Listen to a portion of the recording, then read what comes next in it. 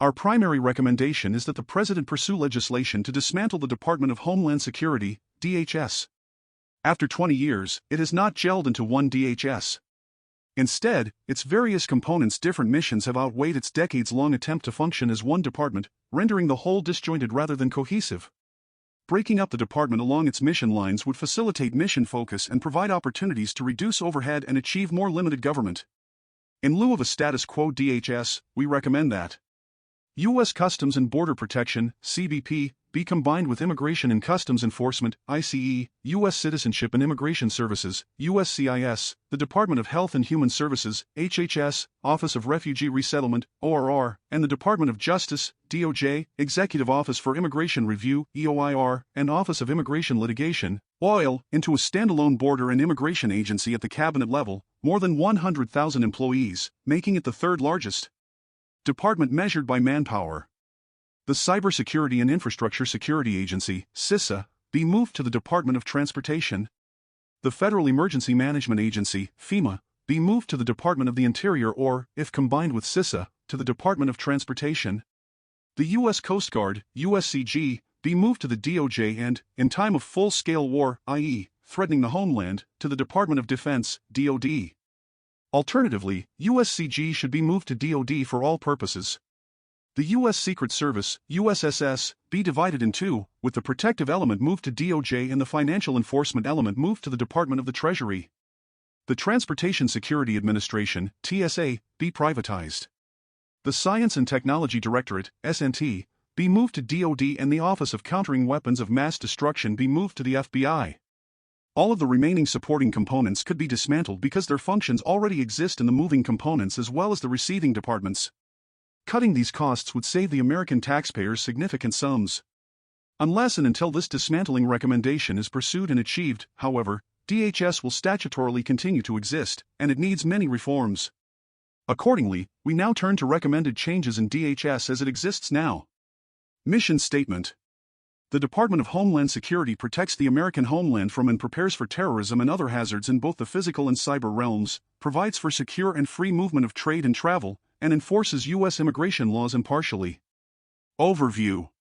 The Department of Homeland Security, DHS, was created in the aftermath of the terrorist attacks of September 11, 2001, and subsequent mailings of anthrax spores. The Homeland Security Act of 2002, which created the department, states that DHS's primary mission is to prevent terrorist attacks within the U.S., reduce the nation's vulnerability to terrorism, minimize the damage from and assist in the recovery from any terrorist attacks, prepare and respond to natural and man-made crises and emergencies, and monitor connections between illegal drug trafficking and terrorism, coordinate efforts to sever such connections, and interdict illegal drug trafficking. Unfortunately for our nation, the federal government's newest department became like every other federal agency, bloated, bureaucratic, and expensive. It also lost sight of its mission priorities. DHS has also suffered from the left's wokeness and weaponization against Americans whom the left perceives as its political opponents. To truly secure the homeland, a conservative administration needs to return the department to the right mission, the right size, and the right budget. This would include reorganizing the department and shifting significant resources away from several supporting components to the essential operational components. Prioritizing border security and immigration enforcement, including detention and deportation, is critical if we are to regain control of the border, repair the historic damage done by the Biden administration, return to a lawful and orderly immigration system, and protect the homeland from terrorism and public safety threats. This also includes consolidating the pieces of the fragmented immigration system into one agency to fulfill the mission more efficiently. The Cybersecurity and Infrastructure Security Agency, CISA, is a DHS component that the left has weaponized to censor speech and affect elections at the expense of securing the cyber domain and critical infrastructure, which are threatened daily. A conservative administration should return CISA to its statutory and important but narrow mission. The bloated DHS bureaucracy and budget, along with the wrong priorities, provide real opportunities for a conservative administration to cut billions in spending and limit the government's role in Americans' lives. These opportunities include privatizing TSA screening in the Federal Emergency Management Agency, FEMA, National Flood Insurance Program, reforming FEMA emergency spending to shift the majority of preparedness and response costs to states and localities instead of the federal government, eliminating most of DHS's grant programs, and removing all unions in the department for national security purposes. A successful DHS would secure and control the border, thoroughly enforce immigration laws, correctly and efficiently adjudicate immigration benefit applications while rejecting fraudulent claims, secure the cyber domain and collaborate with critical infrastructure sectors to maintain their security, provide states and localities with a limited federal emergency response and preparedness. Secure our coasts and economic zones. Protect political leaders, their families, and visiting heads of state or government, and oversee transportation security. Office of the Secretary, SEC. In the next administration, the Office of the Secretary should take on the following key issues and challenges to ensure the effective operation of DHS. Expansion of dedicated political personnel. The Secretary of Homeland Security is a presidentially appointed and Senate-confirmed political appointee, but for budgetary reasons, he or she has historically been unable to fund a dedicated team of political appointees. A key first step for the Secretary to improve front office functions is to have his or her own dedicated team of political appointees selected and vetted by the Office of Presidential Personnel, which is not reliant on detailees from other parts of the department, to help ensure the completion of the next president's agenda. An aggressive approach to Senate-confirmed leadership positions. While Senate confirmation is a constitutionally necessary requirement for appointing agency leadership, the next administration may need to take a novel approach to the confirmation process to ensure an adequate and rapid transition. For example, the next administration arguably should place its nominees for key positions into similar positions as actings, for example, putting in a person to serve as the senior official performing the duties of the Commissioner of CBP while that person is going through the confirmation process to direct ICE or become the Secretary.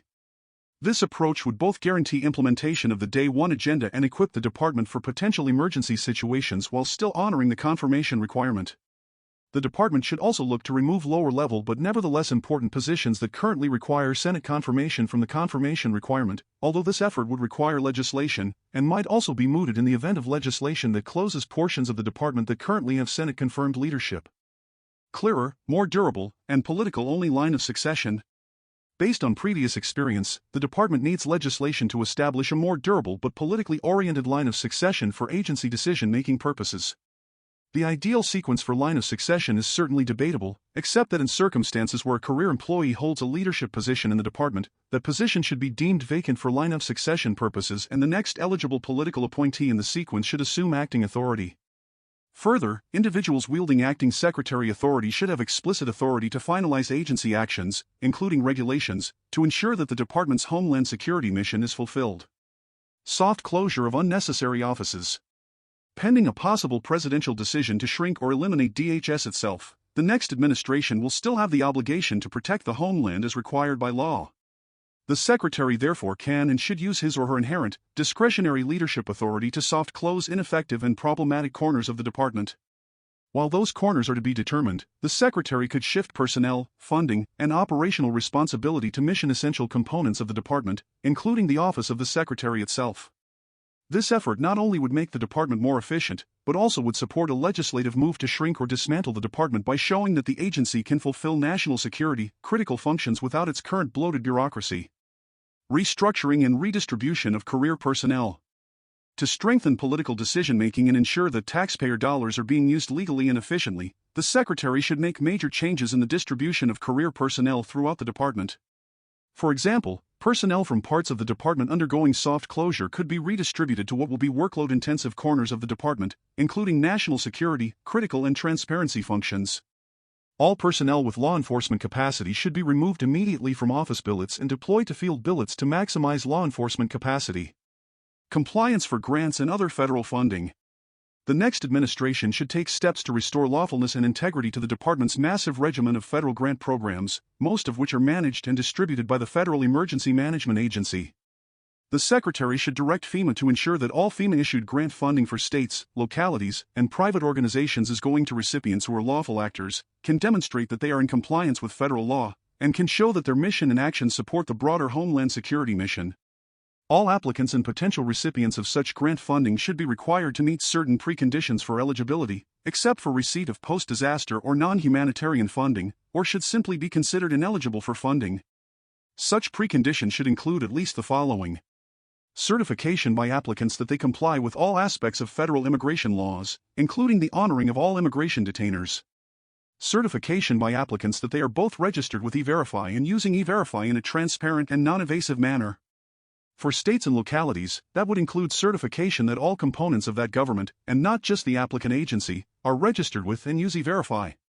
If the applicant is a state or locality, commitment by that state or locality to total information sharing in the context of both federal law enforcement and immigration enforcement. This would include access to the Department of Motor Vehicles and voter registration databases. Non-use of discretionary guest worker visa authorities. To stop facilitating the availability of cheap foreign labor in order to support American workers, particularly poor and middle-class American workers, and follow congressional intent, the Secretary should explicitly cease using at least 2 discretionary authorities as part of his or her broader effort to support American workers. The Secretary should make it clear that he or she will not use the Secretary's existing discretionary authority to increase the number of H-2B, seasonal non-agricultural, visas above the statutorily set cap. The Secretary should not issue any regulations in support of the H-2 eligible country list, the effect of which would prevent favoring certain foreign nationals seeking an H-2 guest worker visa based simply on their nationality. Restoration of honesty and transparency. The Secretary should use his or her inherent authority as leader of the department to follow up with congressional and other partners to disclose information and provide the transparency that has been obstructed during the Biden administration. The Secretary should proceed from the assumption that congressional inquiries and public information requests were unfulfilled and then seek to fulfill them. Replacement of the entire Homeland Security Advisory Committee. The Secretary should plan to quickly remove all current members of the Homeland Security Advisory Committee and replace them as quickly as is feasible. U.S. Customs and Border Protection, CBP. If all immigration agencies are not merged, including USCIS and ORR, then an appropriate third alternative would be to consolidate ICE and CBP to form a combined Border Security and Immigration Agency, BSIA. This would integrate critical interdiction, enforcement, and investigative resources, enhancing coordination and refocusing collective efforts on the vast and complex cross-border threats impacting our nation's health, safety, and national security. It would also simultaneously add efficiencies to our nation's capacity to facilitate lawful trade and travel. The BSIA should establish clear mission requirements, responsibilities, and mandates under existing law regarding the persistent need for and utilization of U.S. military personnel and resources to assist BSIA with increasing whole-of-government efforts and long-term strategy to secure our nation's borders effectively. In addition, appropriate elements within the newly created BSIA should be designated as part of the U.S. national security and intelligence community. A conservative administration should eliminate any prohibitive guidance, direction, or mandate from DHS or the administration that curtails or limits CBP from publishing detailed border security and enforcement data not impacting intelligence, interdiction, and investigative operations, methods, or sources. DHS should issue a regulation mandating that CBP publish accurate and timely border security data, readily available to the public, on a regular basis that avoid White House and DHS leadership review and approval. The White House should grant the authority for CBP and DHS executives to utilize component aviation assets under the Office of Air and Marine, OAM. CBP and DHS have worldwide missions with personnel and facilities that are deployed across the globe and in every state in the U.S. With a CBP workforce alone of more than 60,000 people, 240,000 plus for DHS, encompassing more than 1,000 sea, land, and airports, it is essential that the Commissioner, Deputy Commissioner, Secretary, and Deputy Secretary can travel efficiently to facilities to maintain appropriate situational awareness across the department's vast mission set and interact with the expansive workforce. Although CBP operates one of the largest aviation components of any domestic U.S. law enforcement agency, executives are prohibited from utilizing the agency's aviation assets to facilitate official travel. Executives are required to fly on commercial airlines, and this requirement significantly limits their ability to have classified communications and takes them offline for extended periods of time. Border Patrol, BP, and OAM should be combined within CBP. BP has more than 20,000 personnel, and OAM has approximately 1,800.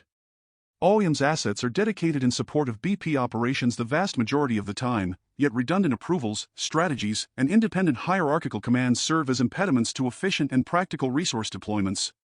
CBP should restart and expand use of the horseback-mounted Border Patrol. As part of this announcement, the Secretary should clear the records and personnel files of those who were falsely accused by Secretary Alejandro Mayorkas of whipping migrants and issue a formal apology on behalf of DHS and CBP. The Secretary should combine the Office of Trade, OT, and Trade Relations with the Office of Field Operations, OFO. The OT is the smallest of CBP's components, and its operational counterpart, OFO, has a workforce of more than 30,000. OT's function is interwoven with that of its OFO operational counterpart. Combining OT with OFO would achieve streamlined operations and increase OT's capacity and capability by leveraging OFO's expansive resources. CBP, ICE, and USCIS all have authority to issue notices to appear, NTA, to removable aliens in their presence, which begins removal proceedings. In most instances, CBP should turn illegal aliens over to ICE for detention, and ICE can then issue any needed NTA. CBP should issue NTAs only in limited situations for humanitarian reasons, such as medical emergencies. In addition, CBP should eliminate use of notices to report, NTR, altogether. CBP's established national standards of transport, escort, detention, and search, TEDS, have been widely interpreted and expanded by lower courts. This has resulted in unrealistic and differing detention standards for CBP facilities based on the jurisdiction within which they fall, negatively impacting operations. ICE has suffered similarly. A single nationwide detention standard should be codified that prevents individual states from mandating that federal government agencies adhere to widely expansive and ever-changing sets of standards. Such standards should allow the flexibility to use large numbers of temporary facilities such as tents. The annual costs associated with establishing and maintaining temporary facilities to address the flow of illegal migration and associated care, transportation, and processing are prohibitive, and CBP's budget is inadequate. CBP is forced to forego critical mission essential endeavors to fund the additional associated costs. Often, this requires the reprogramming of funding at the DHS level, which has a negative impact on other DHS components' operations. This predictable cost that has to be paid from existing CBP and DHS funding levels reduces CBP's operational readiness and ability to accomplish its diverse and critical missions to protect the American people. The next president should request a realistic budget that fully pays for these costs. Increased funding is needed for BP to hire additional support personnel, which would relieve uniformed BP agents from administrative duties associated with processing aliens and allow them to return to their national security mission. Congress should increase funding for facility upgrades at strategic land ports of entry, POEs, including expanding state-of-the-art technology such as non-intrusive inspection equipment. Today, the cartels exploit the aging facilities and lack of adequate technology to smuggle illicit drugs, contraband, and more successfully through our nation's POEs. U.S. Immigration and Customs Enforcement, ICE. Needed reforms. Since the formation of DHS, ICE has increasingly been tasked with auxiliary missions that have little or nothing to do with either immigration or customs enforcement. To return ICE to its primary mission, any new administration that wishes to restore the rule of law to our immigration enforcement efforts should order ICE to stop closing out pending immigration cases and apply the Immigration and Nationality Act, INA, as written by Congress. The Biden administration closed out tens of thousands of immigration cases that had already been prepared and were slated for expedited removal processing or hearings before the U.S. Immigration Court. This misguided action constituted an egregious example of lawlessness that allowed thousands of illegal aliens and other immigration violators to go free in the United States. Direct ICE to stop ignoring criminal aliens identified through the 287G program.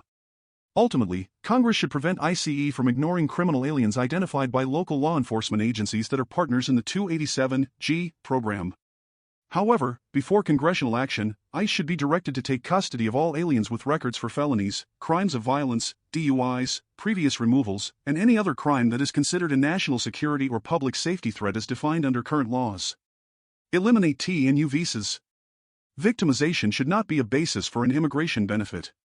If an alien who was a trafficking or crime victim is actively and significantly cooperating with law enforcement as a witness, the S visa is already available and should be used. Pending elimination of the T and U visas, the Secretary should significantly restrict eligibility for each visa to prevent fraud. Issue clear guidance regarding detention and bond for aliens. Thousands of illegal aliens are allowed to bond out of immigration detention only to disappear into the interior of the United States, where many commit crimes and many others disappear, never to be heard from again. This occurs primarily because of poorly worded bond regulations, contradictory bond policy memoranda, and poor practices for managing released aliens and the Alternatives to Detention (ATD) program, which requires significant reform. Prioritize national security in the Student and Exchange Visitor Program, SEVP. ICE should end its current cozy deference to educational institutions and remove security risks from the program. This requires working with the Department of State to eliminate or significantly reduce the number of visas issued to foreign students from enemy nations. Most of the foregoing can be accomplished rapidly and effectively through executive action that is both lawful and appropriate. Additionally, ICE should clarify who is responsible for enforcing its criminal and civil authorities. It should also remove self-imposed limitations on its nationwide jurisdiction. Homeland Security Investigations, HSI, special agents in the 1811 series should enforce Title 8 and 18 crimes as the biggest part of their portfolio. Alien smuggling, trafficking, and cross-border crime as defined under Title 85 and Title 186 should be the focus of ICE operations. The role of ICE deportation officers should be clarified. ICE enforcement and removal operations, ERO, should be identified as being primarily responsible for enforcing civil immigration regulations, including the civil arrest, detention, and removal of immigration violators anywhere in the United States, without warrant where appropriate, subject only to the civil warrant requirements of the INA where appropriate. All ICE memoranda identifying sensitive zones where ICE personnel are prohibited from operating should be rescinded. Rely on the good judgment of officers in the field to avoid inappropriate situations. To maximize the efficient use of its resources, ICE should make full use of existing expedited removal ER authorities. The agency has limited the use of ER to eligible aliens apprehended within 100 miles of the border. This is not a statutory requirement. New policies. U.S. national security and public safety interests would be well served if ICE were to be combined with CBP and USCIS, as mentioned above. Additionally, ICE/HSI, along with CBP, should be full participants in the intelligence community. The use of Blackie's warrants should be operationalized within ICE. These civil search warrants are commonly used for worksite enforcement when agents have probable cause that illegal aliens are employed at a business. This would streamline investigations. Safeguarding Americans will require not just securing the border, but continuous vetting and investigations of many aliens who exploited President Biden's open border for potentially nefarious purposes, including some Afghan evacuees sent directly to the U.S. during America's disastrous withdrawal from Afghanistan. Budget. Congress should mandate and fund additional bed space for alien detainees. ICE should be funded for a significant increase in detention space, raising the daily available number of beds to 100,000. Congress should fund ICE for at least 20,000 ERO officers and 5,000 Office of the Principal Legal Advisor (OPLA) attorneys. U.S. Citizenship and Immigration Services (USCIS). U.S. Citizenship and Immigration Services (USCIS) is the agency tasked with administering legal immigration and certain temporary visa programs. Needed reforms. Since January 2021, USCIS's priorities have been misaligned, and this has transformed it into an open borders agency, ignoring the critical role that it plays in national security, public safety, and safeguarding the integrity of our immigration system. USCIS should be returned to operating as a screening and vetting agency. Regulatory efforts have focused on easing asylum eligibility in a manner that is guaranteed to exacerbate asylum fraud as people surge at the border. Emphasis also has been placed on removing legal barriers to immigration, such as the use of public benefits. These actions violate statutes, erode congressional intent, and provide a significant magnet for continued illegal immigration. Additionally, USCIS resources have been misappropriated to focus more on creating and expanding large-scale parole and temporary status programs that violate the law and are otherwise contrary to congressional intent instead of focusing on a more secure and efficient process for those who are seeking benefits. The ever-increasing number of applications filed has made it difficult to get applications adequately for eligibility, fraud, and specific national security and public safety problems. The Fraud Detection and National Security Directorate (FDNS) is currently a small directorate with assigned officers reporting through the chain of command in the field, and this has led to stovepiping, lack of coordination in national policy, and inconsistencies throughout the agency. To prioritize vetting and fraud detection, FDNS should undergo a structural shift focused on direct reporting from the field to headquarters, reclassification of leadership, and FDNS directives taking precedence over those of other component entities. Correcting the current misalignment of agency priorities and resources should begin with this primary shift in focus to vetting and fraud detection. These actions would reform the agency, returning it to its screening and vetting mission in protecting the homeland. Other structural changes should include re-implementation of the USCIS Denaturalization Unit, an effort to maintain integrity in the system by identifying and mandate for leadership, the conservative promise. Prosecuting criminal and civil denaturalization cases, in combination with the Department of Justice, for aliens who obtain citizenship through fraud or other illicit means. Additionally, USCIS should create a criminal enforcement component within the agency to investigate immigration benefits fraud under Title 8, perhaps requiring additional legislative and regulatory authorities for the officers themselves, and to prosecute cases through Special Assistant U.S. Attorneys, SAUSs, with substantive knowledge in the field. Particular attention should be given to addressing increasing incidents of forced labor trafficking and temporary work visa programs. While the Biden regulatory agenda has focused on at least two major rules, the credible fear rule and the public charge rule, USCIS has utilized other policy and internal procedural mechanisms to extend employment authorization to large groups of people who are in the country without legal status. The agency has taken quiet steps to cut corners and lessen adjudicatory standards. During a transition period, a complete audit of agency policies, memoranda, and management directives issued during the Biden administration should be completed, and rescission documents should be prepared for issuance within the first few days of the incoming administration. Additionally, regulatory documents should be drafted to review or reverse all regulations promulgated during the Biden administration. New policies. To advance the national interest, the three core immigration agencies, USCIS, ICE, and CBP, should remerge and have immigration elements outside of DHS, such as ORR or HHS, included. The fragmented immigration enforcement framework that developed in the wake of the Homeland Security Act has weakened each agency and should be remediated. Combining these critical agencies would strengthen their capabilities, ensure cooperation, and promote information sharing.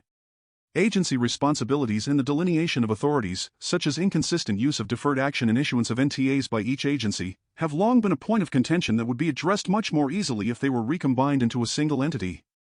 Alternatively, new policies for USCIS as it currently exists should focus on matters that can be addressed through administrative action. The workforce should be realigned and, as necessary, retrained on base eligibility and fraud detection rather than speed and processing. Training should be returned to federal law enforcement training centers, FLEC, which would underscore the enforcement role of USCIS as a vetting agency, and be rebranded accordingly. Management directives and policy should realign to ensure that the workforce, while adaptable and able to handle the bulk of the USCIS mission, is not allowed to be pulled off mission work to focus on unlawful programs, DACA, mass parole for Afghans, Ukrainians, Venezuelans, etc., which divert resources away from nuclear family and employment programs. The regulatory agenda should include the immediate submission of notices of proposed rulemaking for the Trump administration's public charge rule, including aspects from its original notice of proposed rulemaking, temporary work visa reform, employment authorization reform rules, asylum bars rule, and a third country transit rule. At a minimum, an enhanced regulatory agenda should include rules strengthening the integrity of the asylum system, parole reform, and new visa reform that prioritizes relief for victims of heinous crimes and ensures that we protect the truest and most deserving victims of crime.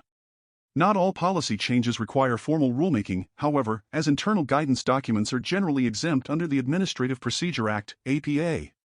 In this sub-regulatory space, USCIS policy memos and operational guidance should reduce the validity of employment authorization documents and end the COVID flexibilities, including the reliance on biometrics reuse.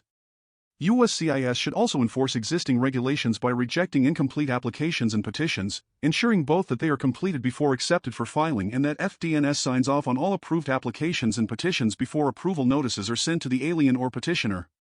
Other efforts should be focused on adjudication standards, returning to nearly 100% interview requirements for all appropriate cases.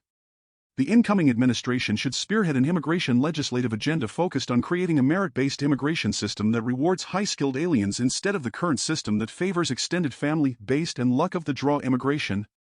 To that end, the diversity visa lottery should be repealed, chain migration should be ended while focusing on the nuclear family, and the existing employment visa program should be replaced with a system to award visas only to the best and brightest. Internal efforts to limit employment authorization should be matched by congressional action to narrow statutory eligibility to work in the United States and mitigate unfair employment competition for U.S. citizens. The often abused H-1B program should be transformed into an elite program through which employers are vying to bring in only the top foreign workers at the highest wages so as not to depress American opportunities. Additionally, Congress should improve the integrity of the temporary work visa programs, repeal temporary protected status, TPS, designations, permanently authorize and make mandatory E-Verify, and end parole abuse by legislating specific parole standards. USCIS should make it clear that where no court jurisdiction exists, it will not honor court decisions that seek to undermine regulatory and sub-regulatory efforts. Finally, USCIS still requires access to all relevant national security and law enforcement databases in the same vein as any other agency in the intelligence space. This is a key concept that should be addressed as USCIS is returned to functioning primarily as a vetting agency. Budget. USCIS is primarily fee-funded, operating on revenue derived by those who are seeking immigration benefits, work permits, and naturalization. The total agency budget requested for fiscal year FY 2023, including both fees and a small appropriation, is slightly less than $6 billion. The bulk of funds are derived from application fees through the Immigrant Examinations Fee account. As a general principle, adjudication of applications and petitions should be paid by applicants, not American taxpayers. It is critical that any changes in the budget, even in the wake of a realigned agency combined with ICE and CBP, should retain a fee-funded model. Given the Obama and Biden administration's lack of will, fees should be increased agency-wide to keep in step with inflation and the true cost of the adjudications. The incoming administration should immediately submit a fee rule that reflects such an increase. Aside from an increase in all fees, the rule should drastically limit the availability for fee waivers and should implement a fee for asylum applications. Additionally, Congress should allow for a 10% across-the-board increase in all fees for all fee rules to account for the fact that new fee rules always lag behind budget requirements. USCIS should strive to increase opportunities for premium processing, a benefit by which applicants can expedite their processing times. While this places time burdens on adjudicators, it provides an opportunity for a significant influx of money into the agency, which is not currently available.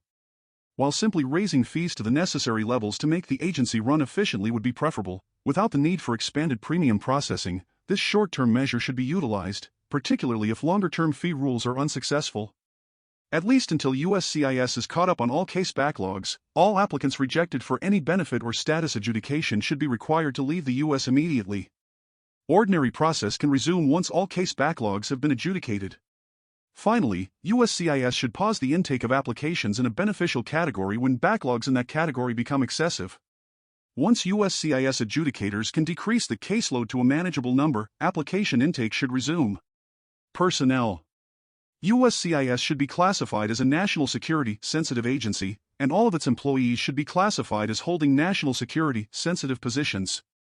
Leaks must be investigated and punished as they would be in a national security agency, and the union should be decertified. Any employees who cannot accept that change and cannot conform their behavior to the standards required by such an agency should be separated. USCIS's DC personnel presence should be skeletal, and agency employees with operational or security roles should be rotated out to offices throughout the United States. These USCIS employees should live and work in the communities that are most affected by their daily duties and decisions. Necessary border and immigration statutory, regulatory, and administrative changes. The current border security crisis was made possible by glaring loopholes in our immigration system. The result was a preventable and predictable historic increase in illegal and inadmissible encounters along our southern border. This pulled limited resources from the front lines of our nation's borders and away from their national security mission, releasing a vast and complex set of threats into our country. To regain our sovereignty, integrity, and security, Congress must pass meaningful legislation to close the current loopholes and prevent future administrations from exploiting them for political gain or personal ideology. Legislative proposals. Title 42 Authority in Title 8. Create an authority akin to the Title 42 Public Health Authority that has been used during the COVID-19 pandemic to expel illegal aliens across the border immediately when certain non-health conditions are met, such as loss of operational control of the border. Mandatory appropriation for border wall system infrastructure. The monies appropriated would be used to fund the construction of additional border wall systems, technology, and personnel in strategic locations in accordance with the Border Security Improvement Plan, BSIP. Appropriation for port of entry infrastructure. Border security is not addressed solely by systems in between the ports of entry. POEs require technology and physical upgrades as well as an influx of personnel to meet capacity demands and act as the literal gatekeepers for the country. This is the first line of defense against drug and human smuggling operations. Unaccompanied minors. 1. Congress should repeal Section 235 of the William Wilberforce Trafficking Victims Protection Reauthorization Act of 2008, TVPRA, which provides numerous immigration benefits to unaccompanied alien children and only encourages more parents to send their children across the border illegally and unaccompanied. These children too often become trafficking victims, which means that the TVPRA has failed. 2. If an alternative to repealing Section 235 of the TVPRA is necessary, the section should be amended so that all unaccompanied children, regardless of nationality, may be returned to their home countries in a safe and efficient manner. Currently, the TVPRA allows only children from contiguous countries, Canada and Mexico, to be returned while every other unaccompanied minor must be placed into a lengthy process that usually results in the minors landing in the custody of an illegal alien family member. 3. Congress must end the Flores Settlement Agreement by explicitly setting nationwide terms and standards for family and unaccompanied detention and housing. Such standards should focus on meeting human needs and should allow for large-scale use of temporary facilities, for example, tents. 4. Congress should amend the Homeland Security Act and portions of the TVPRA to move detention of alien children expressly from the Department of Health and Human Services to DHS. Asylum reform. 1. The standard for a credible fear of persecution should be raised and aligned to the standard for asylum. It should also account specifically for credibility determinations that are a key element of the asylum claim. 2. Codify former asylum bars and third-country transit rules. 3. Congress should eliminate the particular social group protected ground as vague and overbroad or, in the alternative, provide a clear definition with parameters that at a minimum codify the holding in matter of AB that gang violence and domestic violence are not grounds for asylum. Parole reform. Congress should end the widespread abuse of parole in contravention of statute and return it to its origins as an extraordinary remedy for very limited purposes. NGOs and processing. Congress should halt funds given to non-governmental organizations, NGOs, to process and transport illegal aliens into and throughout the United States. Such funds and infrastructure, including the DHS Joint Processing Centers, should be redirected to secure the border, detain aliens, and provide space for immigration court proceedings. Other pathways for border crossers. While Congress should use its oversight authority to ensure that expedited removal is used to the fullest extent and followed to the letter of the law, other paths for border crossers should be included in a legislative package. 1. Migrant protection protocols. Update the statutory language providing the basis for the Remain in Mexico program as needed to withstand judicial scrutiny and executive inaction. 2. Asylum cooperative agreements. While the agreements themselves must be negotiated, Congress should mandate that the executive branch work faithfully to negotiate and execute ACAs and set parameters to ensure that an unwilling executive cannot renege on an existing agreement or abandon the effort. 3. Other expedited pathways. Congress should explicitly permit programs akin to the Prompt Asylum Claim Review, PACR, and Humanitarian Asylum Review Process, HARP, programs. Employment authorization. 1. Congress should reassert control of employment authorization, which is subject to rampant regulatory abuse, and limit it to certain categories of legal immigrants and non-immigrants. 2. Congress should also permanently authorize E-Verify and make it mandatory. State and local law enforcement. 1. Congress should unequivocally authorize state and local law enforcement to participate in immigration and border security actions in compliance with Arizona v. United States. 2. Congress should require compliance with immigration detainers to the maximum extent consistent with the 10th Amendment and set financial disincentives for jurisdictions that implement either official or unofficial sanctuary policies. Prosecutorial discretion. Congress should restrict the authority for prosecutorial discretion to eliminate it as a catch-all excuse for limiting immigration enforcement. Mandatory detention. Congress should eliminate ambiguous discretionary language in Title VIII that aliens may be detained and clarify that aliens shall be detained. This language, which contrasts with other shall detain language in statute, creates unhelpful ambiguity and allows the executive branch to ignore the will of Congress. Regulations. Withdraw Biden administration regulations and reissue new regulations in the following areas. 1. Credible fear/asylum jurisdiction for border crossers. 2. Public charge. T-visa and U-visa reform. Unless and until T and U visas are repealed, each program needs to be reformed to ensure that only legitimate victims of trafficking and crimes who are actively providing significant material assistance to law enforcement are eligible for spots in the queue. Repeal TPS designations. H-1B reform. Transform the program into an elite mechanism exclusively to bring in the best and brightest at the highest wages while simultaneously ensuring that U.S. workers are not being disadvantaged by the program. H-1B is a means only to supplement the U.S. economy and to keep companies competitive, not to depress U.S. labor markets artificially in certain industries. Employment authorization. Along with the legislative proposal, take regulatory action to limit the classes of aliens eligible for work authorization. Executive orders. Pathways for border crossers. 1. Direct the Department of State and the Department of Homeland Security to reinstate asylum cooperative agreements with Northern Triangle countries immediately. 2. Recommence negotiations with Mexico to fully implement the Remain in Mexico protocols. 3. Reinstate, to the extent possible, expedited pathways with full credible fear/immigration court process, PACR and HARP. 4. Prohibit the use of notices to report, the use of any funds for travel into the interior of the United States, and government flights or transportation for aliens. 5. Mandate that ICE use all detention space in full compliance with Section 235 of the INA, issue weekly reports on detention capacity, and provide authority for low-level temporary capacity, for example, tents, once permanent space is full. 6. Eliminate the use of ATD for border crossers except in rare cases and only with the explicit authority of the Secretary.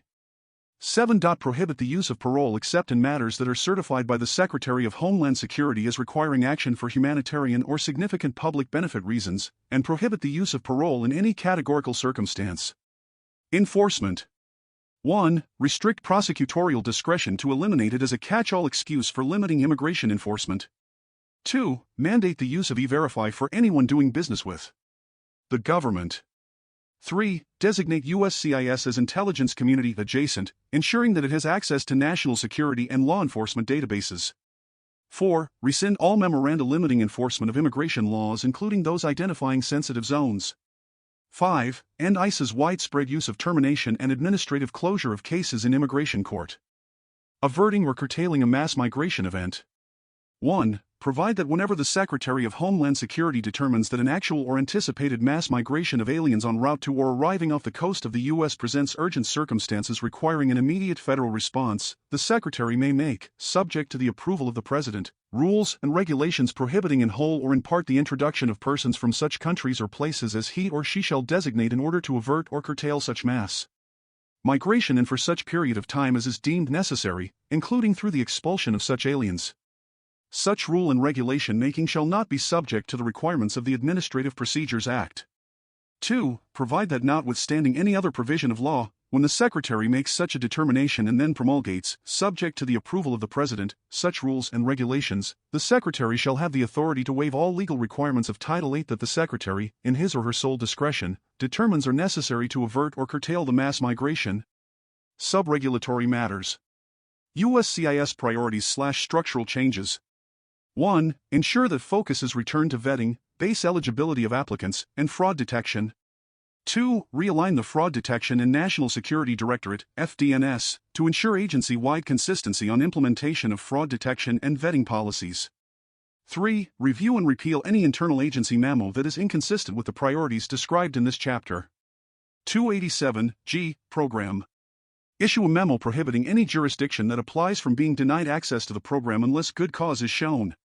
Homeland Security Investigations, HSI, Priorities. Issue Department Management Directive, and ICE Companion Directive, to refocus HSI on immigration offenses and criminal offenses typically associated with immigration, for example, human trafficking. All criminal investigative work without a clear nexus to the border or otherwise to Title VIII should be turned over to the appropriate federal agency. Blackie's warrants. ISO-PLA, ERO, and HSI should issue a joint internal memo on operationalizing Blackie's warrants for immediate use on worksite enforcement and other appropriate investigations and operations. Federal Emergency Management Agency, FEMA. Needed reforms. FEMA is the lead federal agency in preparing for and responding to disasters, but it is overtasked, overcompensates for the lack of state and local preparedness and response, and is regularly in deep debt. After passage of the 1988 Stafford Act, the number of declared federal disasters rose dramatically as most disaster costs were shifted from states and local governments to the federal government. In addition, state-friendly FEMA regulations, such as a per capita indicator, failed to maintain the pace of inflation and made it easy to meet disaster declaration thresholds. This combination has left FEMA unprepared in both readiness and funding for the truly catastrophic disasters in which its services are most needed. Reform of FEMA requires a greater emphasis on federalism and state and local preparedness, leaving FEMA to focus on large, widespread disasters. Under the Stafford Act, FEMA has the authority to adjust the per capita indicator for damages, which creates a threshold under which states and localities are not eligible for public assistance. FEMA should raise the threshold because the per capita indicator has not kept pace with inflation, and this over time has effectively lowered the threshold for public assistance and caused FEMA's resources to be stretched perilously thin. Alternatively, applying a deductible could accomplish a similar outcome while also incentivizing states to take a more proactive role in their own preparedness and response capabilities. In addition, Congress should change the cost-share arrangement so that the federal government covers 25% of the costs for small disasters, with the cost share reaching a maximum of 75% for truly catastrophic disasters. FEMA is also responsible for the National Flood Insurance Program, NFIP, nearly all of which is issued by the federal government. Washington provides insurance at prices lower than the actuarially fair rate, thereby subsidizing flood insurance. Then, when flood costs exceed NFIP's revenue, FEMA seeks taxpayer-funded bailouts. Current NFIP debt is $20.5 billion, and in 2017, Congress canceled $16 billion in debt when FEMA reached its borrowing authority limit. These subsidies and bailouts only encourage more development in flood zones, increasing the potential losses to both NFIP and the taxpayer. The NFIP should be wound down and replaced with private insurance, starting with the least risky areas currently identified by the program. Budget issues. FEMA manages all grants for DHS, and these grants have become pork for states, localities, and special interest groups. Since 2002, DHS/FEMA have provided more than $56 billion in preparedness grants for state, local, tribal, and territorial governments. For FY 2023, President Biden requested more than $3.5 billion for federal assistance grants. Funds provided under these programs do not provide measurable gains for preparedness or resiliency. Rather, more than any objective needs, political interests appear to direct the flow of non-disaster funds. The principles of federalism should be upheld. These indicate that states better understand their unique needs and should bear the costs of their particularized programs. FEMA employees in Washington, D.C., should not determine how billions of federal tax dollars should be awarded to train local law enforcement officers in Texas, harden cybersecurity infrastructure in Utah, or supplement migrant shelters in Arizona.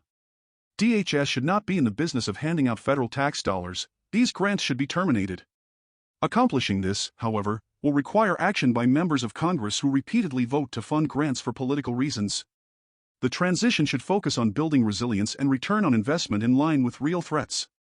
Personnel. FEMA currently has 4 Senate-confirmed positions. Only the administrator should be confirmed by the Senate. Other political leadership need not be confirmed by the Senate.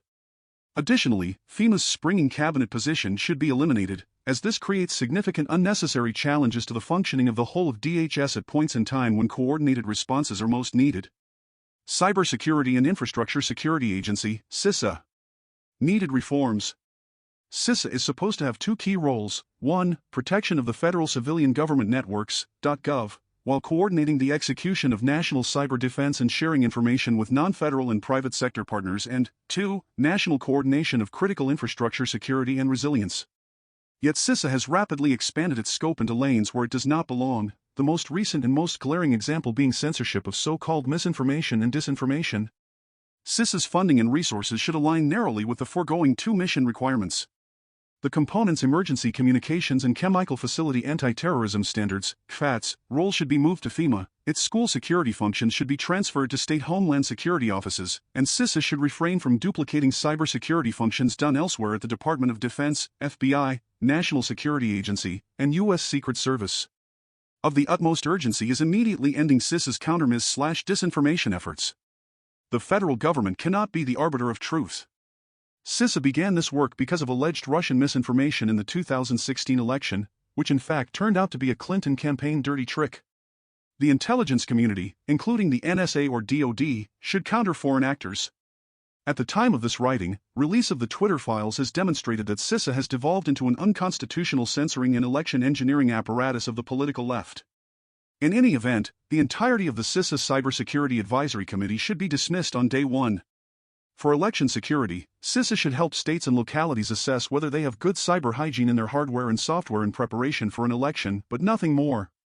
This is of value to smaller localities, particularly by flagging who is attacking their websites. CISA should not be significantly involved closer to an election. Nor should it participate in messaging or propaganda. U.S. Coast Guard, USCG. Needed reforms. The U.S. Coast Guard fleet should be sized to the needs of great power competition, specifically focusing efforts and investment on protecting U.S. waters, all while seeking to find, where feasible, more economical ways to perform USCG missions. The scope of the Coast Guard's mission needs to be focused on protecting U.S. resources and interests in its home waters, specifically its exclusive economic zone, 200 miles from shore. USCG's budget should address the growing demand for it to address the increasing threat from the Chinese fishing fleet in home waters as well as narcotics and migrant flows in the Caribbean and Eastern Pacific. Doing this will require reversing years of shortfalls in shipbuilding, maintenance, and upgrades of shore facilities as well as seeking more cost-effective ship and facility designs. In wartime, the USCG supports the Navy, but it has limited capability and capacity to support wartime missions outside home waters. New policies. The Coast Guard's mission set should be scaled down to match congressional budgeting in the long term, with any increased funding going to acquisitions based on an updated fleet mix analysis. The current shipbuilding plan is insufficient based on USCG analysis, and the necessary numbers of planned offshore patrol cutters and national security cutters are not supported by congressional budgets. The Coast Guard should be required to submit to Congress a long-range shipbuilding plan modeled on the Navy's 30-year shipbuilding plan. Ideally, this should become part of the Navy plan and a new comprehensive naval long-range shipbuilding plan to ensure better coherency in the service's requirements. Outside of home waters, and following the Caribbean and Eastern Pacific, the Coast Guard should prioritize limited resources to the nation's expansive Pacific waters to counter growing Chinese influence and encroachment. Expansion of facilities in American Samoa and basing of cutters. There is one clear step in this direction and should be accelerated, looking to free association states, Palau, the Federated States of Micronesia, and the Republic of the Marshall Islands, for enhanced and persistent presence, assuming adequate congressional funding, is another such step. The Secretary of the Navy should convene a naval board to review and reset requirements for Coast Guard wartime mission support. To inform and validate these updated requirements, the Chief of Naval Operations and the Coast Guard Commandant should execute dedicated annual joint wartime drills focused on USCG's wartime missions in the Pacific. The money for these activities should be allocated from DoD. An interagency maritime coordination office focused on developing and overseeing comprehensive efforts to advance the nation's maritime interests and increase its military and commercial competitiveness should be established. Given the USCG's history of underfunded missions, if the Coast Guard is to continue to maintain the Arctic mission, money to do so adequately will be required over and above current funding levels. Consideration should be given to shifting the Arctic mission to the Navy. Either way, the Arctic mission should be closely coordinated with our Canadian, Danish, and other allies. Personnel. USCG is facing recruitment challenges similar to those faced by the military services. The administration should stop the messaging on wokeness and diversity and focus instead on attracting the best talent for USCG. Simultaneously, consistent with the Department of Defense, USCG should also make a serious effort to revert any promotions and hiring that occurred on the Biden administration's watch while also re-onboarding any USCG personnel who were dismissed from service for refusing to take the COVID-19 vaccine, with time and service credited to such returnees. These two steps could be foundational for any improvements in the recruiting process. U.S. Secret Service, USSS. Needed reforms. The U.S. Secret Service must be the world's best protective agency. Currently, the agency is distracted by its dual mission of protection and financial investigations. The result has been a long series of high-profile embarrassments and security failures, perhaps most notably its allowing then Vice President-elect Kamala Harris to be inside the Democratic National Committee office on January 6, 2021, while a pipe bomb was outside. Despite the great size and scope of the January 6 investigation, this high-profile incident of danger to a protectee remains unresolved. The failures of the USSS protective mission are too numerous to list here. A December 2015 bipartisan report from the House Oversight Committee listed dozens of such incidents as well as needed recommendations for reform. This chapter adopts those findings and recommendations in whole, especially the finding that USSS's dual mission structure detracts from the agency's protective capabilities. At the time of that report, USSS agents spent only one-third of their work hours on protection-related activities as opposed to investigative activities. USSS was established initially to investigate counterfeit currency, but its mission has evolved over the decades to prioritize electronic financial crimes. For example, as this chapter was being written, all 15 of the USSS's most wanted individuals were wanted for financial crimes, many of them international in nature. Notably, the last head of the agency left not for a protection-related job, but to be the chief security officer of social media company Snapchat. This is a pattern that has developed over the years, with agents seeking to burnish their online financial crimes credentials to secure corporate security jobs. Coupled with some of the lowest morale in the federal government, the agency has completely lost sight of the primacy of its protective mission. New policies. USSS should transfer to the Department of Justice and Department of the Treasury all investigations that are not related to its protective function. It should begin the logistical operation of closing all field offices throughout the country and internationally to the extent they are not taken over by Treasury or Justice. USSS agents stationed outside of Washington, D.C., should be transferred to work in immigration and customs enforcement field offices where they would continue to be the boots on the ground to follow up on threat reports throughout the country and liaise with local law enforcement for visits by protectees.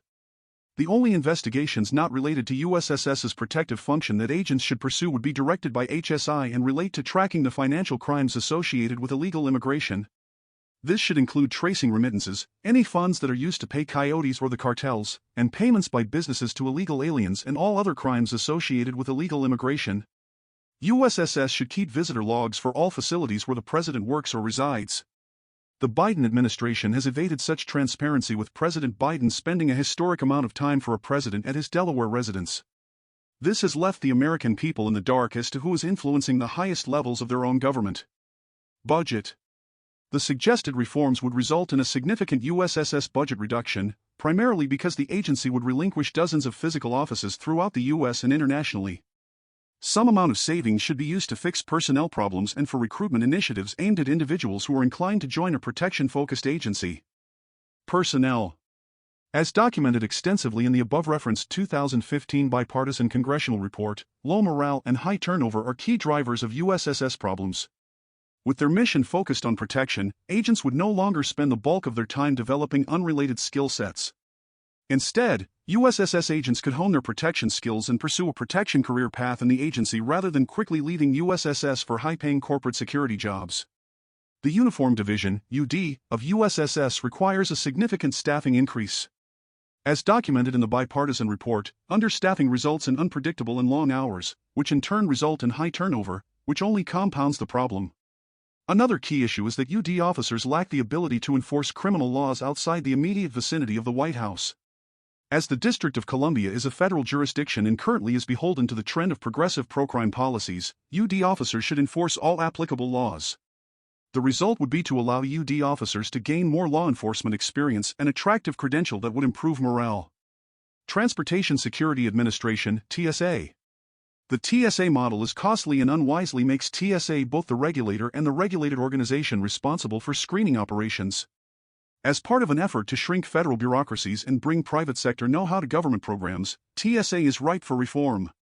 The U.S. should look to the Canadian and European private models of providing aviation screening manpower to lower TSA costs while maintaining security. Until it is privatized, TSA should be treated as a national security provider, and its workforce should be deunionized immediately. TSA could privatize the screening function by expanding the current Screening Partnership Program, SPP, to all airports. TSA would turn screening operations over to airports that would choose security contractors that meet TSA regulations and would oversee and test airports for compliance. Alternatively, it could adopt a Canadian-style system, turning over screening operations to a new government corporation that contracts screening service to private contractors. Contractors would bid to provide their services to a set of airports in a particular region, likely with around 10 regions nationally. TSA would continue to set security regulations and test airports for compliance, and the new corporation would establish any operating procedures or customer service standards. With either model, the intelligence function for domestic travel patterns should remain with the U.S. government. The federal government could expect to save 15%, 20% from the existing aviation screening budget, but savings could be significantly larger. Service to travelers should also improve. Management Directorate, Management. The Management Directorate is unnecessarily large because each individual component also maintains its own respective management office. Too much overlap and red tape exists between headquarters, HQ, and components with regard to such functions as hiring, information technology, and procurement. Finance is unique given that HQ needs to address reprogramming, and component budgets need to roll up into all department budgets. The Directorate requires intense reform, the specifics of which should be further assessed given its expansive nature. Front Office, FO. Immediately place a small team of advisors with a deep understanding of operational management but who have some experience in government because they will need to understand the nuance of reduction in force, RIF, appropriations hurdles when dealing with U.S. government reorganization, etc., to sit in the MGMT-FO, reporting to the Secretary, ultimately either S1 or S2. One of these advisors should understand U.S. government employment law and be prepared to relocate personnel and downsize offices accordingly. This includes reverting to the original understanding of the function of individuals appointed to the senior executive service, competent managers who can work capably with any subject matter and in any location. Over the first few months of the administration, the advisor's role should be to assess what structural and procedural changes are appropriate. They should dissect the current standing management directives and the approval processes in place to implement and/or change them, Office of the Chief Human Capital Officer's processes and procedures, hurdles to the Office of Chief Procurement Officer's procurement of innovative technology, and the facilities plan, including the consolidation into the St. Elizabeth's campus.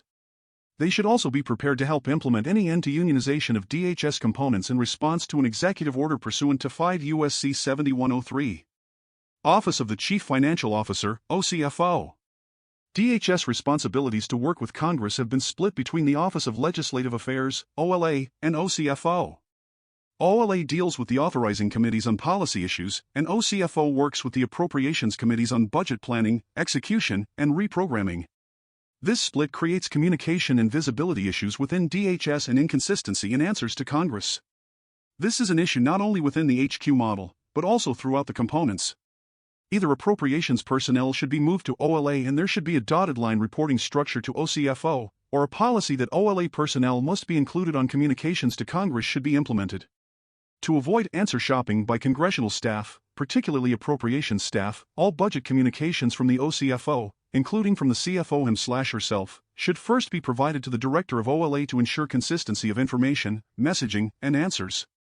This may be deemed awkward given that the OCFO is a Senate-confirmed position, but it is necessary to avoid inaccuracies and inconsistencies in messaging. Federal Protective Service, FPS. FPS needs federal agents to develop, share, and receive operational information and maintain direct contact with the Secretary in the midst of heightened threats.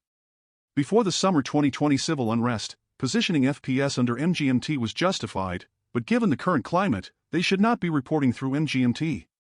This may be especially problematic if a management directorate under secretary lacking law enforcement or military experience is in place when a situation like summer 2020 arises. FPS should report to the secretary as other components, e.g., FLEC, do. This would add little to the secretary's current burden unless or until civil unrest arises, at which point reporting to the secretary creates a direct line between the primary DHS decision-maker, S1 or S2, and the FPS director. Regarding operational communication, there should be information-sharing mandates, MOAs, which are applicable under specific circumstances where federal facilities are involved between FPS and the U.S. Marshals, U.S. Park Police, and FBI. Agreements with U.S. Capitol Police and Supreme Court Police should also be considered, but it is noteworthy that those entities are jurisdictionally outside of the executive branch. Office of Strategy, Policy, and Plans, PLCY.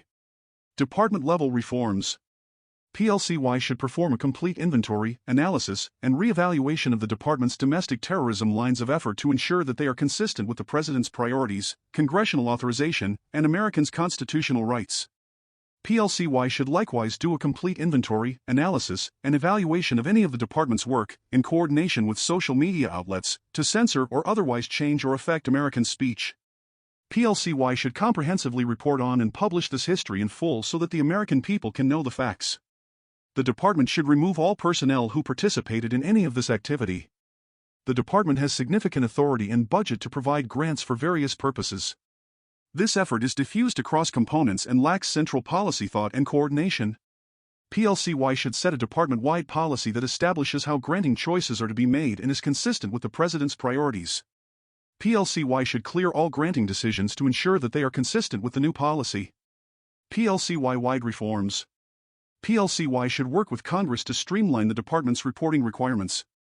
Because there has not been a departmental reauthorization bill and these requirements have been added piecemeal over 2 decades, they significantly overlap and even conflict, wasting resources and distracting from the department's mission. PLCY should seek the elimination of the quadrennial Homeland Security Review. Issue area reforms. PLCY should bolster its immigration statistics program and make it the one-stop shop for the timely production of all department immigration statistics and analysis. Office of Intelligence and Analysis, INA. The Office of Intelligence and Analysis should be eliminated both because it has not added value and because it has been weaponized for domestic political purposes. The intelligence community, IC, already provides raw intelligence to DHS components. In addition, the FBI, National Counterterrorism Center, and other agencies where necessary already provide holistic threat assessment products to federal, state, local, tribal, and territorial governments as well as to private sector entities at both the classified and unclassified levels where appropriate. INA's work as an interlocutor between the IC and DHS components' individual intelligence operations on the one hand and government and the private sector on the other, as well as between the IC and the components, is at best duplicative. At worst, it is used and discussed in the media as a political tool, resulting in more harm than good to the U.S. government and IC writ large. The Cybersecurity and Infrastructure Security Agency, which is not a member of the IC, should create cyber intelligence products in a collaborative fashion with the National Security Agency and U.S. Cyber Command. Such efforts would lead to timely reusable classified and unclassified products for stakeholders that exceed the quality and capability of I&A's efforts. This same principle applies to other components as well. CBP, TSA, etc. all have their own intelligence operations and are better situated with their subject matter experts to make their own assessments.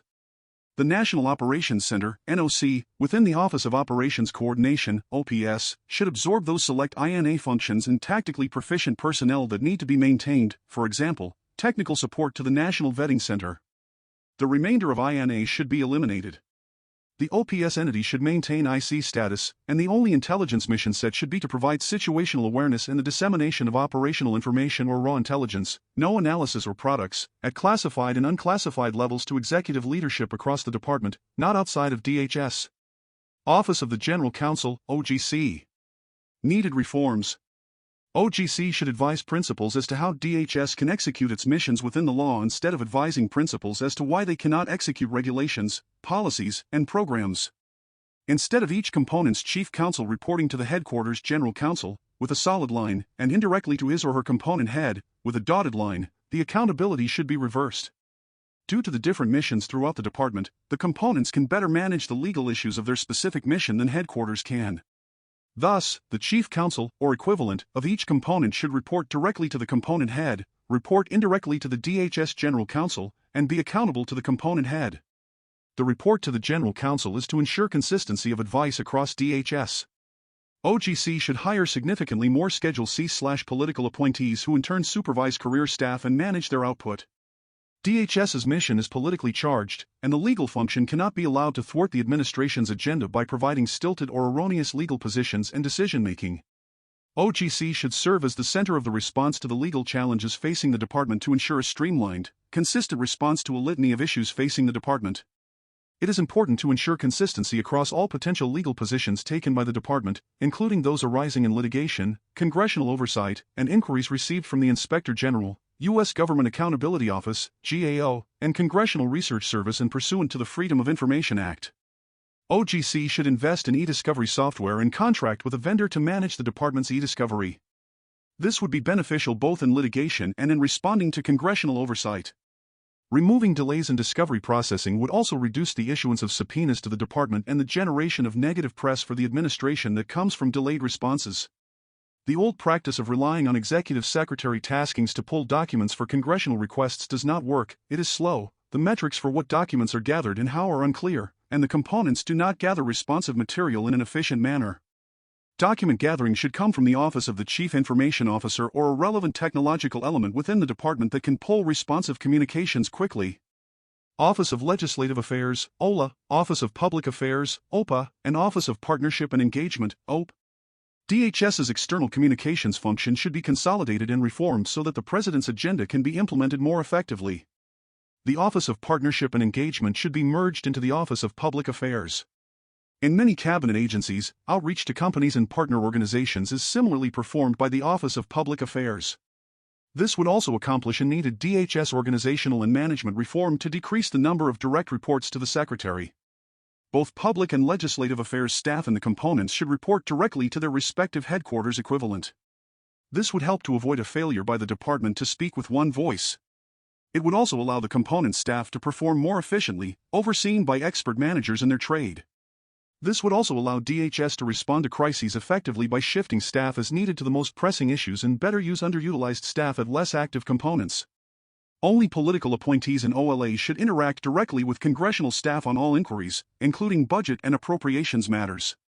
To prevent congressional staff from answering shopping among HQ OLA, the DHS OCFO, and components, DHS Legislative Affairs Appropriations staff should be moved from MGMT OCFO into OLA. Regarding components, budget/appropriations staff should move from component budget offices into component legislative affairs offices.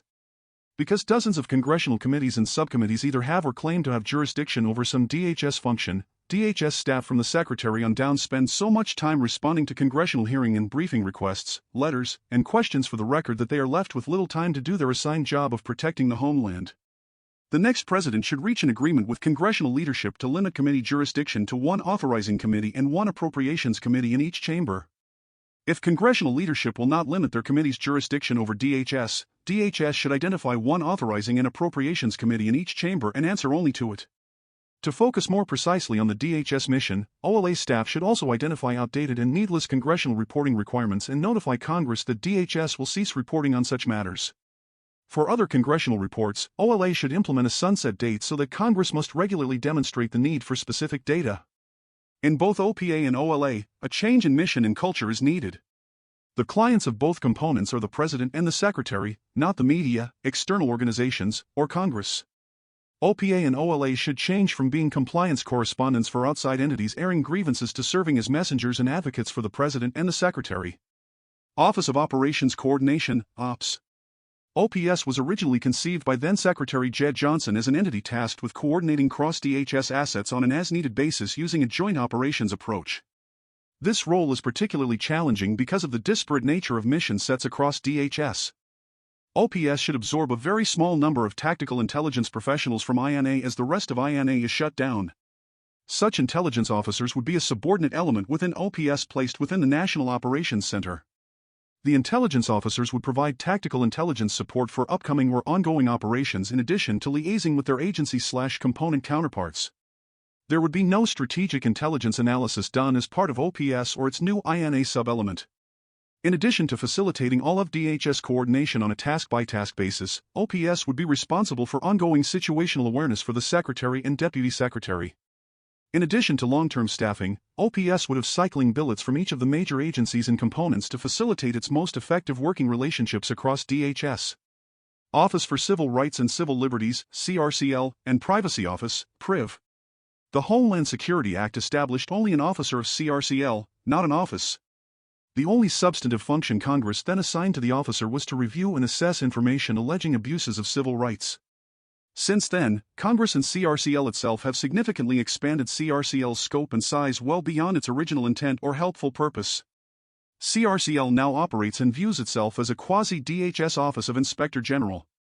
This results in a considerable waste of limited component resources, which are routinely tasked to address redundant, overly burdensome, and uninformed demands from CRCL.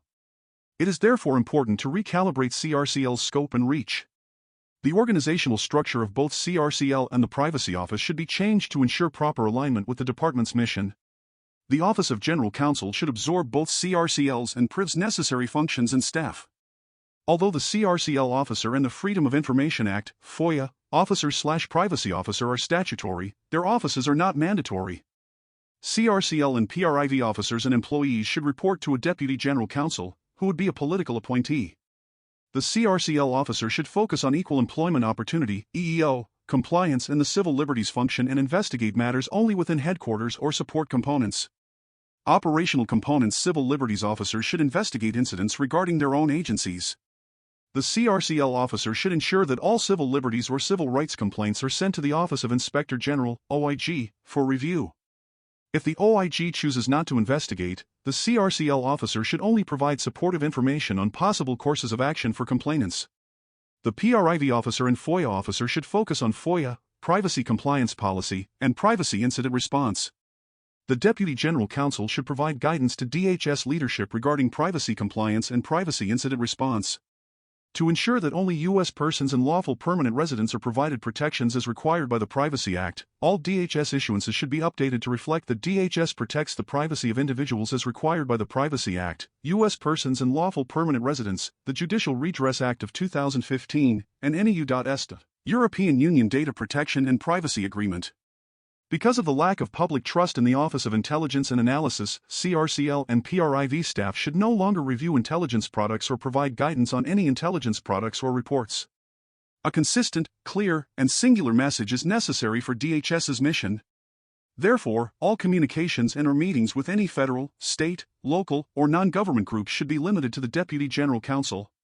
In addition, given the narrower scope of work, OGC should disband the outside advisory boards and the more than 50 working groups in which CRCL and PRIV currently participate. Finally, CRCL and PRIV should no longer issue bulletins or periodicals. Office of the Immigration Detention Ombudsman, OIDO, and Office of the Citizenship and Immigration Services Ombudsman, CISOM. OIDO. The Office of the Immigration Detention Ombudsman should be eliminated. This requires a statutory change in Section 106 of the Consolidated Appropriations Act of 2020. OIDO was designed to create another impediment to detention through an additional layer of so-called oversight. Several agencies already perform detention oversight. ICE conducts internal audits of facilities and investigates complaints against ICE agents through the Office of Professional Responsibility. Similarly, CBP accepts individual complaints regarding facilities through the Joint Intake Center and manages complaints against agents through the OPR. In addition, CRCL, OIG, GAO, and Congress all perform detention oversight. These multiple bodies place unmanageable and unreasonable burdens on ICE to manage several sometimes inconsistent audits/inspections at the same time.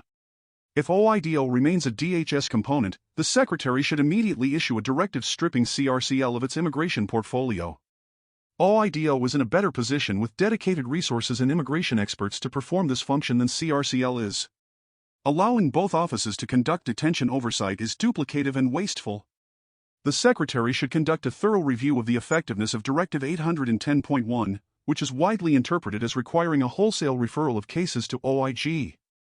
In reality, OIG investigates only a small fraction of them and often sits on cases for longer than the 5-day window specified in the directive.